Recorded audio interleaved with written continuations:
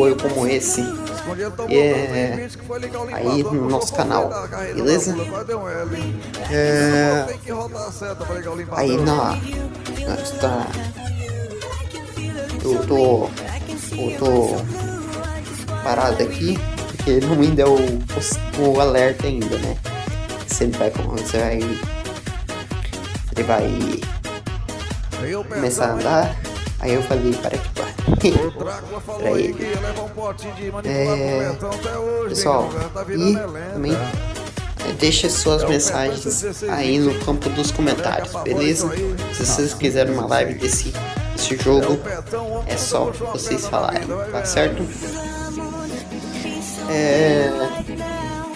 Eu tô narrando, tá, pra vocês aqui o vídeo, porque o aplicativo a voz saiu bem baixa e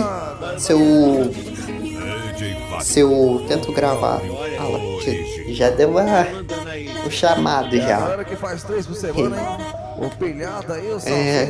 O meu gravador ele pega o som muito alto, porque o meu celular tem a opção de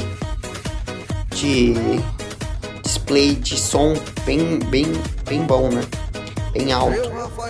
E o som, mesmo se abaixando, o som fica mais alto ainda, beleza?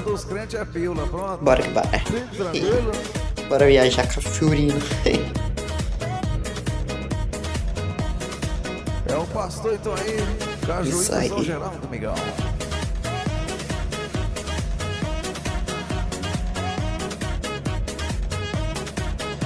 Mantendo. Quase rodei. Quase rodei, hein?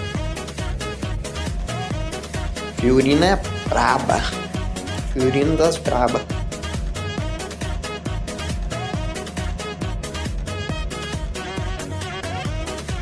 E o João Luiz e Fernandão, hein? Aí o meu amigo me distanciou, né? Isso aí. Distanciou. Ficou 60 por hora. 80. Pra aproveitar a viagem, né? A viagem é longa, né? Aproveitar. Aí ele saiu pra fora da pista. E é isso aí. Eu vou juntar duas partes nesse vídeo, tá? Que é a continuação. Que vou colocar o nome do título. Meu amigo deu PT no caminhão. Vocês vão ver aí.